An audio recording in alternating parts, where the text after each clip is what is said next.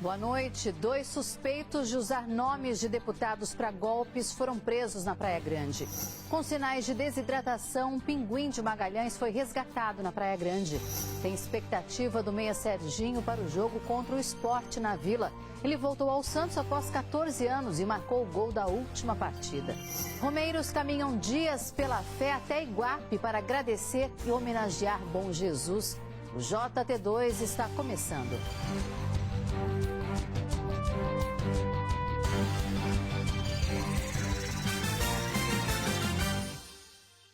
A Polícia Civil de São José do Rio Preto esteve na Praia Grande para prender suspeitos de integrar quadrilha que usava nomes de deputados para pedir doações em dinheiro para supostas campanhas. Sobre o assunto, vamos falar com Matheus Crossi. Boa noite, Matheus. Segundo as investigações da polícia, como os golpistas agiam?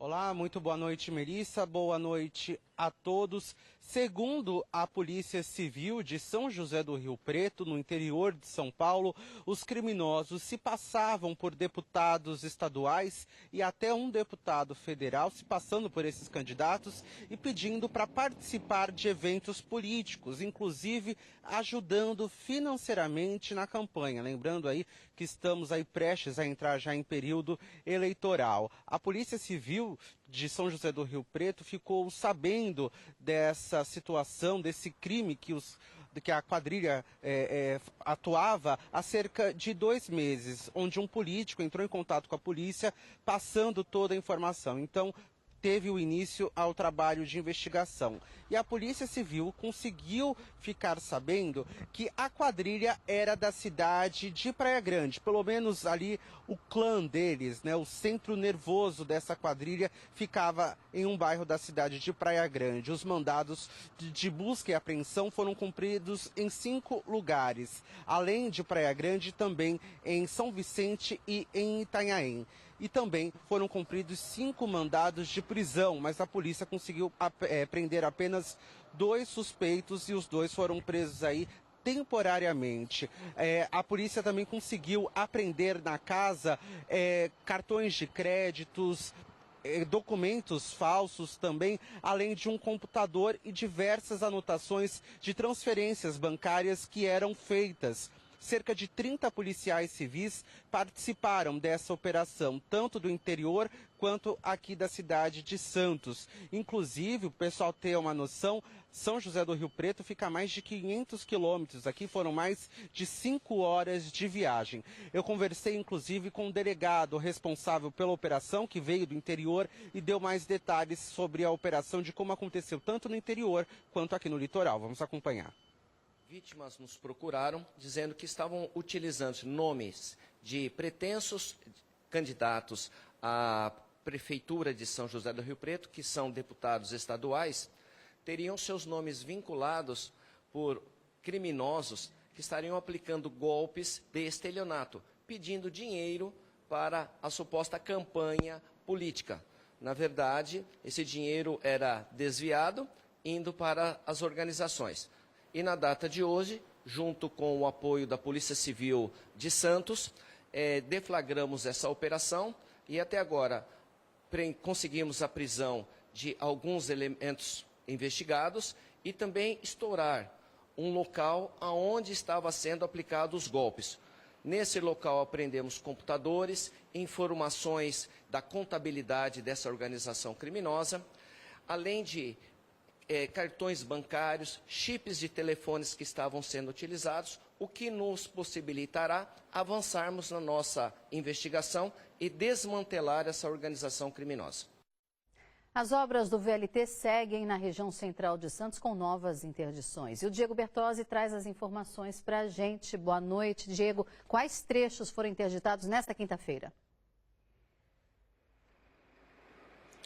Boa noite para você, Melissa, todo mundo ligado no JT2, né? Eu falo da rua Amador Bueno, que está com novos trechos interditados. O primeiro deles, que vai ali da Praça dos Andradas, em frente à rodoviária, até o cruzamento da Amador Bueno com a rua Frei Gaspar, que é exatamente onde a gente está. Você vê aí nas imagens do Léo Uber. E um outro trecho mais à frente é da Amador Bueno, entre a rua Martim Afonso e a Avenida Senador Feijó.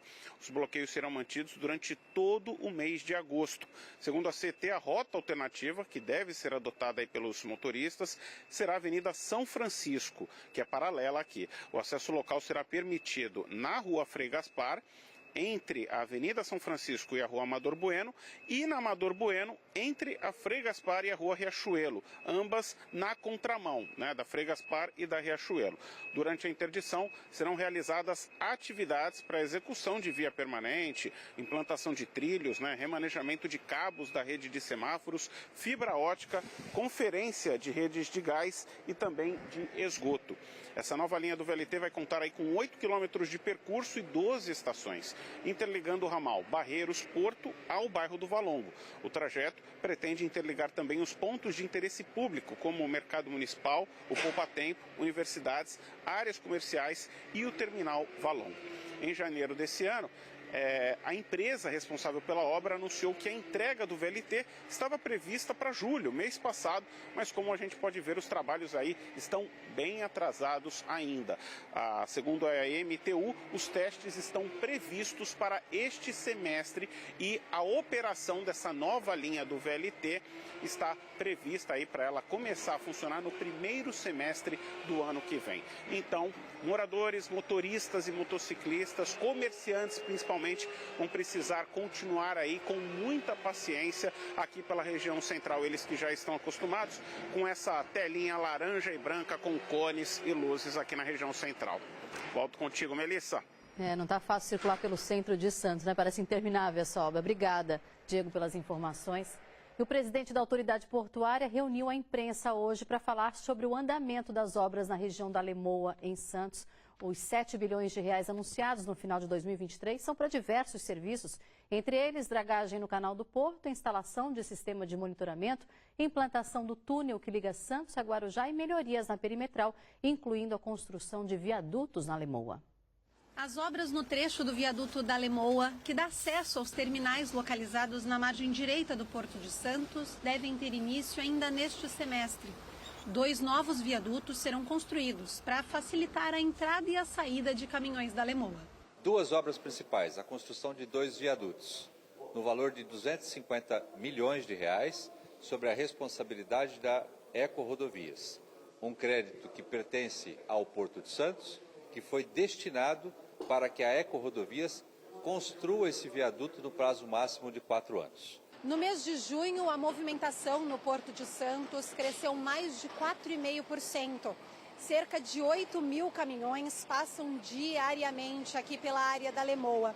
Por isso, drenagem, pavimentação e nova sinalização fazem parte da obra, que tem como objetivo melhorar a fluidez do trânsito no local. É preciso que o Porto faça o planejamento de acordo com a capacidade de escoamento.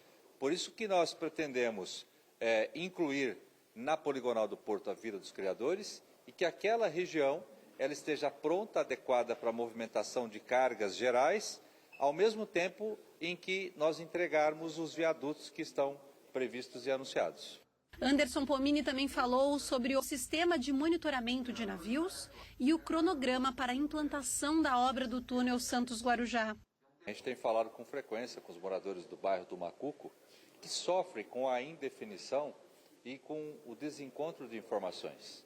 Então, o Porto tem conversado quase que diariamente com os representantes. Eu estive lá, inclusive, pessoalmente, na Associação dos Moradores, e já apresentei a eles o traçado que foi amplamente debatido pelos engenheiros. Este traçado que eu me refiro é aquele que foi projetado lá em 2012-14 pela Dersa.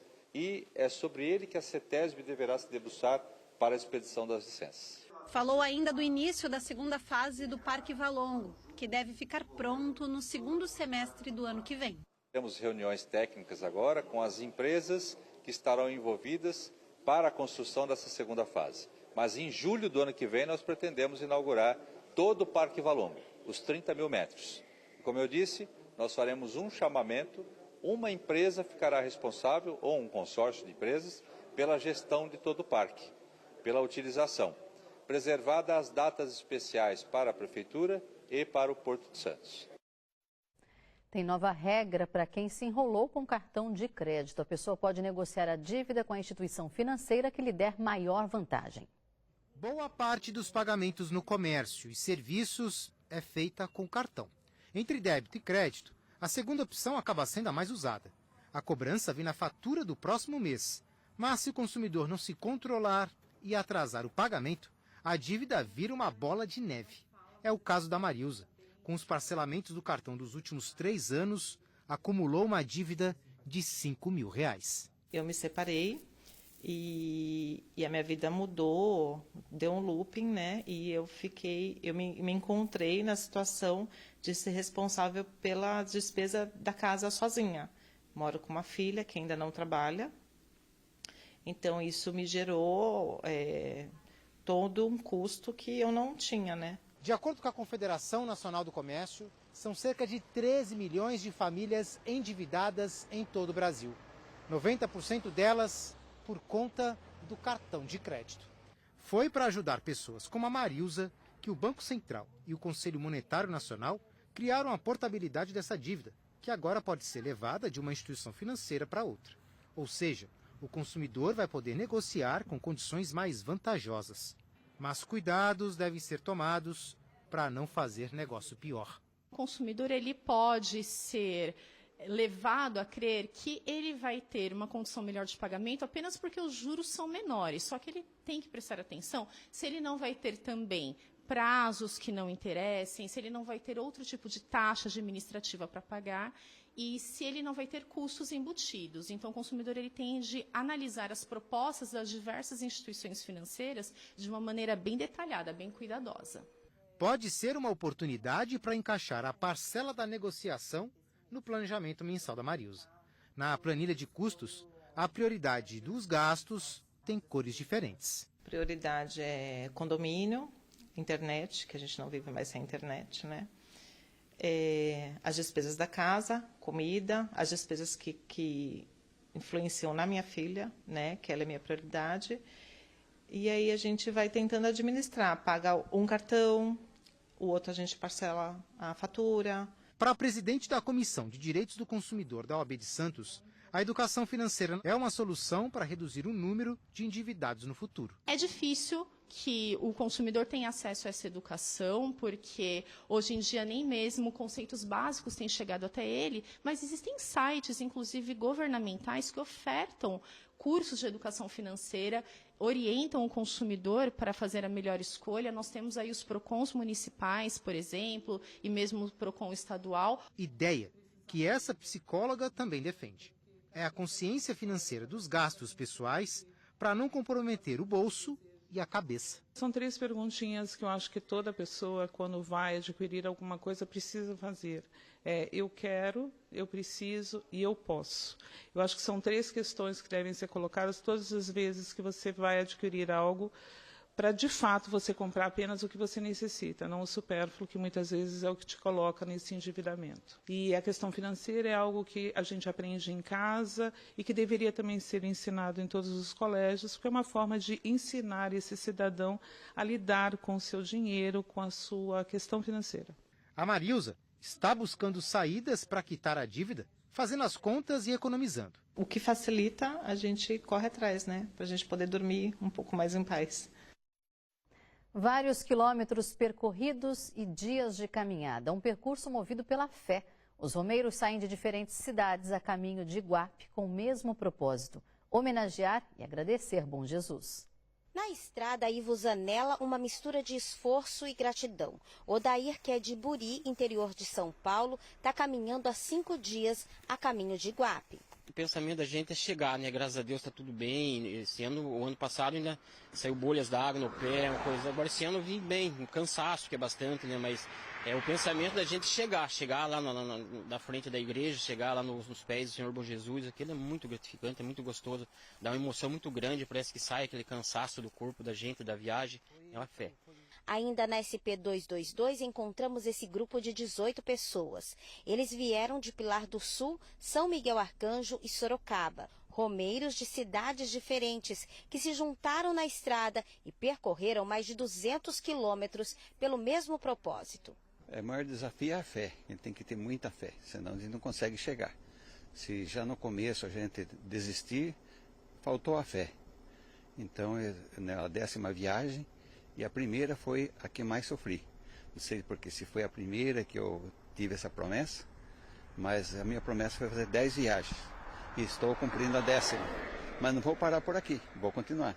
De um ano para o outro é diferente, mas a gente sempre tem uns desafios para cumprir e consegue cumprir, né? Esse ano está completando 17 anos já. Primeiro viemos para pagar uma promessa mesmo, né? E depois ajudar os amigos que querem vir. E agradecer também pela vida que a gente tem, né?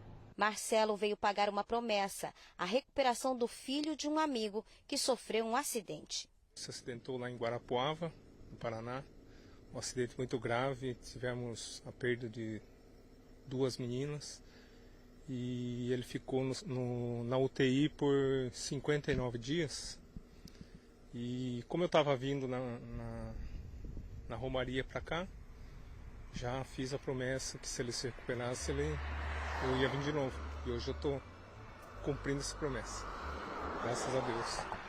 A Praça da Basílica é o ponto de chegada de cada romeiro. A viagem, que dura dias, ganha sentido para quem usou a fé durante o trajeto. Momento inesquecível para os devotos, que são recebidos com palavras de conforto e abraços emocionados. Meu marido veio 13 anos a pé, depois ele faleceu, faz 7 anos que ele faleceu. Então aí eu sinto uma emoção muito grande, porque ele fazia essa caminhada, meu Jesus. Nossa, era demais, né? E eu também sempre tenho uma lembrança muito boa. O que representa esse abraço que a senhora deu? A emoção muito grande, parece que ele está junto comigo, alegre e feliz lá no céu, a glória eterna. Esse é o significado de viver pela fé. Força de Deus mesmo, a gente sente mais fé, a gente sente vontade de agradecer, de pedir também. Eu acho que a fé da gente sempre se fortalece quando a gente chega até o pé do santo e vê tanta gente em busca da mesma fé, do mesmo propósito na vida. Dai ânimo, coragem e perseverança na luta da nossa caminhada, que apesar das dificuldades do dia a dia, possa superar com as alegrias, amor, compreensão. Viva o Senhor por Jesus! Depois do intervalo, um pinguim debilitado precisou ser encaminhado para tratamento. Ele foi encontrado na Praia Grande.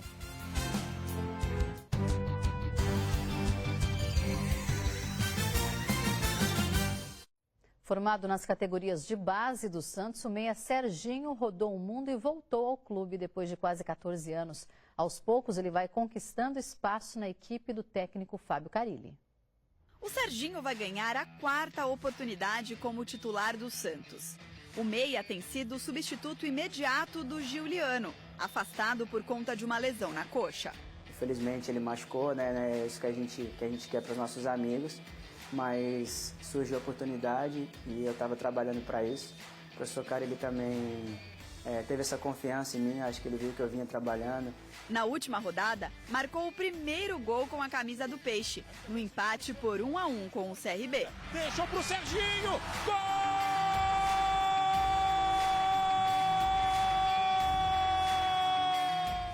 Nossa, foi muito legal, né? Até brinco com os amigos que a expectativa parece que é maior para eles do que para si próprio, né? Você fica, o pessoal, pô, e aí, vai sair seu gol, não vai? Estamos torcendo, então eles ficam mais ansiosos do que eu, na verdade. Mas eu falava para eles, falei, calma, paciência, vamos trabalhar, se tiver que sair, vai sair naturalmente e na hora certa. E graças a Deus saiu, né? Estou muito feliz, é um momento muito especial. Agora todo mundo pode respirar um pouco, porque o primeiro gol saiu. Como a última partida foi em Alagoas, a maior parte da família assistiu apenas pela televisão. O Levi confessa que não viu o pai balançar as redes. Eu tava dormindo. O que eu falei pra vocês? Esse é legado e sincero. Mas a pequena Melinda ainda lembra como comemorou. O Serginho foi formado nas categorias de base do Santos e tinha feito apenas um jogo como profissional, ao lado de Neymar em 2010.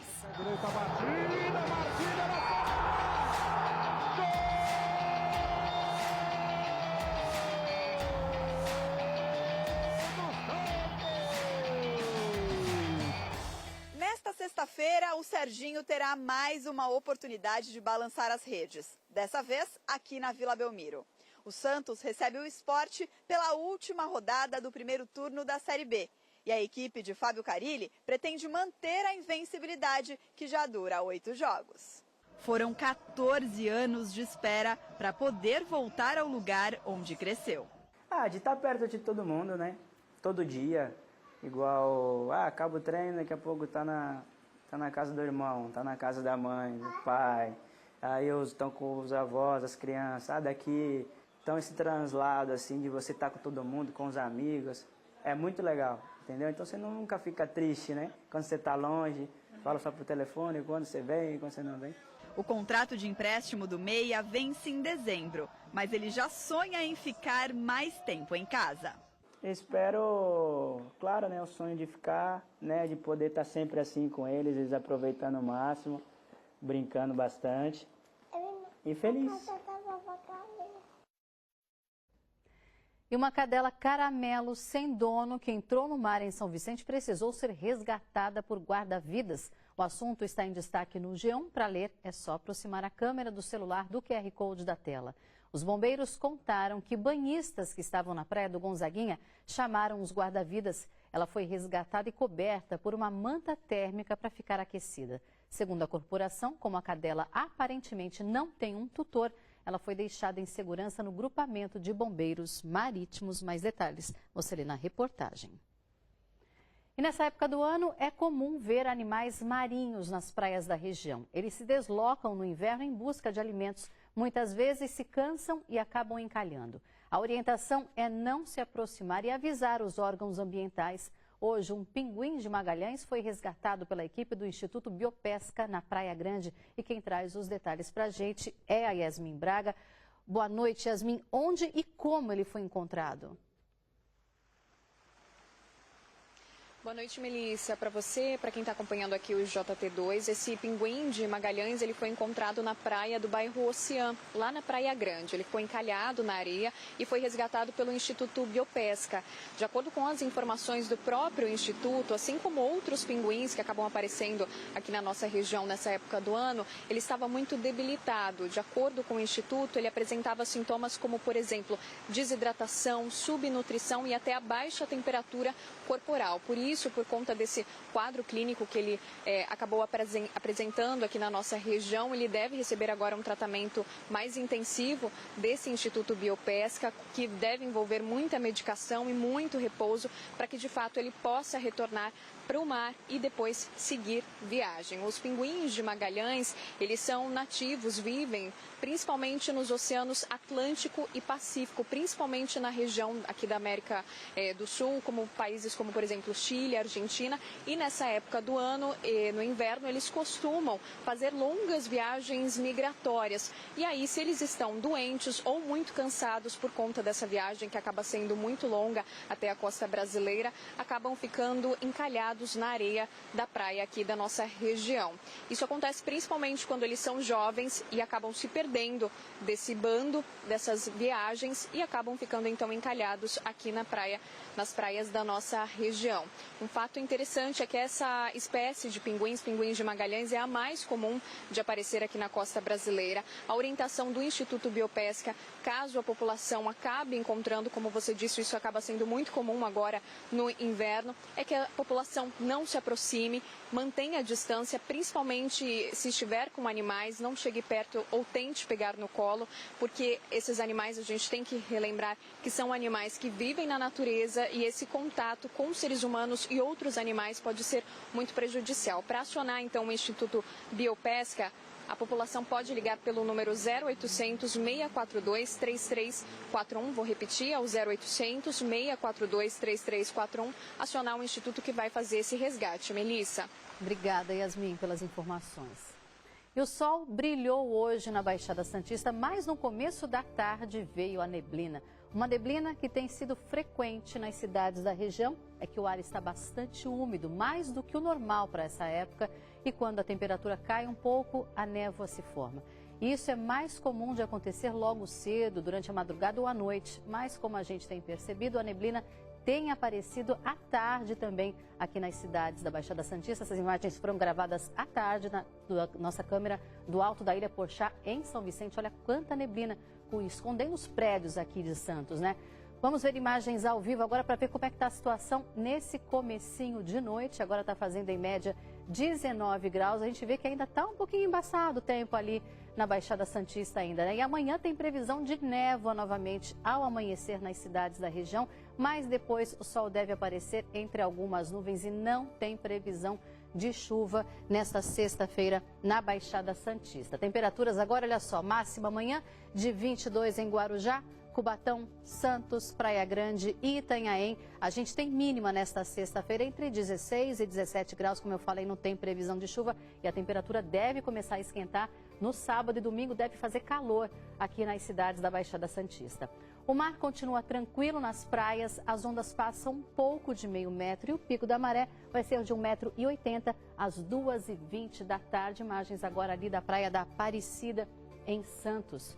No Vale do Ribeira, a sexta também vai ser de sol entre nuvens, mas por lá em alguns períodos o céu fica nublado, não deve chover amanhã. A gente tem máxima no Vale entre 20 e 22 graus, mínima variando de 13 a 15 graus nesta sexta-feira. Mongaguá tem duas boas opções de lazer para toda a família: a plataforma de pesca e o Parque Ecológico A Tribuna, locais muito procurados por quem quer descansar em contato com a natureza. Ela forma um grande T, avançando 400 metros mar adentro e 86 metros para cada lado. Construída em 1977 na praia de Agenor de Campos, há quase 40 anos, a plataforma de pesca de Mongaguá é a maior estrutura pesqueira de concreto armado do mundo. São mais de 100 colunas de sustentação e proporciona uma vista de toda a orla da cidade, que mesmo em dias frios com névoa, é garantia de belas fotos. O cenário faz da plataforma um dos principais pontos turísticos do estado, especialmente para quem gosta de pescar. De 15 em 15 dias, seu Antônio vem da capital com a esposa e o neto, todo equipado para passar o dia. E faz questão de falar o que já fisgou ali. Todas as vezes que eu venho aqui, eu pego peixe. Eu peguei já, a última vez eu peguei 10 pescadas e 2 roubaram. Ele ia pescar e não me deixava sozinho em casa, então eu ia desde pequenininho, desde 5 anos de idade, então tô pescando com eles. Eu gosto. Distrai um pouco, né? Sai um pouco da rotina. No local tem um espaço para lavagem do pescado. E quem vem só conhecer, mas se empolga com a ideia de sair dali com um peixinho, pode comprar o material de pesca bem em frente. E quem disse que criança só gosta de pescaria de festa junina? Vai pegar muito peixe? Sim. Então o almoço é por tua conta? É. Ele gosta bastante, né, da pesca, da modalidade. Desde pequeno aí a gente tá pescando, né? E aqui é um lugar que vocês gostam? Ah, demais. A gente frequenta aqui bastante tempo. Meu pai me trazia aqui desde quando eu era pequeno também. Agora tá fazendo vez pelo filho. Agora pelo filho agora. Bem pertinho da plataforma tem outra atração para curtir com os pequenos: o Parque Ecológico A Tribuna. Os visitantes podem apreciar mais de 150 animais silvestres de 40 espécies diferentes. Todos encaminhados por instituições que fazem o tratamento de animais resgatados em alguma situação de perigo e não tenham mais condições de voltar para a natureza. E aqui acabam encontrando um novo lar. Um lugar que o pessoal pode conhecer as espécies que a gente tem na nossa região, né? Porque é difícil você ir na mata, fazer uma trilha, ver animais, né? É difícil. E aqui você pode vir e conhecer, saber o que a gente tem na nossa região, ou tem animais de outras regiões também, e ter esse contato mais próximo, conhecer e assim conscientizar, entender a importância de se preservar. Né? Tem a Lagoa do Jacaré do Papo Amarelo, a Ilha dos Simpáticos Saguis, tem coruja, coelhos, porquinhos da Índia, vários pavões, inclusive um pavão branco que é bem raro de encontrar. E um deles fez questão de mostrar sua plumagem toda colorida. A boca desse tubarão te leva para corredores com aquários, com peixes de várias espécies e ossadas de animais marinhos. E que tal entrar em um viveiro de aves? Olha a Dona Pata protegendo seus filhotinhos recém-nascidos. Gansos, patos, papagaios e periquitos, todos ali bem pertinho. quem sabe você dá a sorte de um deles pousar no seu ombro. A orientação é para não mexer nos animais, mas pode ser que eles acabem pousando no ombro aqui, o pessoal não precisa se assustar, né? Pode acontecer. É que estão mais acostumados com a gente, né? Que a gente trata com eles sempre e tudo, mas pode acontecer de pousar no ombro do visitante e a gente sempre orienta o pessoal, não fica tranquilo que os bichos não bicam nem nada. E se você chegar bem na hora da refeição dos animais, a visita vai ficar ainda mais divertida. Olha os coatis pegando a comida da mão da tratadora. E você já viu araras comendo milho? A Cláudia é a responsável por distribuir a alimentação. Comem muito milho. Na maioria aqui dos animais, né, a maioria deles gostam de milho. A maioria dos pássaros gostam de milho. Aí nós colocamos milho também para os porquinhos da Índia, nós colocamos para os coelhos gostam também de milho. No local tem parquinho, pode fazer piquenique e além de brincar, dá para aprender também. Tem um salão de educação ambiental com animais conservados em formol, conchas, fósseis, um espaço dedicado especialmente para a jararaca ilhoa, uma serpente que está ameaçada de extinção e só é encontrada na Ilha da Queimada Grande, entre Itanhaém e Peruíbe. E aos finais de semana, ainda tem atividades educativas no Serpentário. Além de visitar os recintos da iguana, da jiboia, o público pode conhecer curiosidades das espécies e até tocar em alguns materiais. Uma coisa que o pessoal tem muita dúvida ainda e sempre fala, sempre acha que os animais saem do casco e voltam para o casco. Isso é uma dúvida bem frequente dos visitantes. Na verdade, o casco é o jabuti, né? Faz parte do jabuti. Ele tem um esqueleto interno e ele tem esse esqueleto externo também. Isso aqui é osso. E a coluna vertebral dele está grudada no casco, assim, faz parte do casco. Serpentes, por exemplo, um material bem legal é a pele da serpente, é a troca de pele da serpente, né? Isso aqui no caso é de uma cascavel. Então elas fazem muda de pele, é o processo de crescimento normal das serpentes. Um passeio gostoso para quem quer viver bons momentos em contato com a natureza.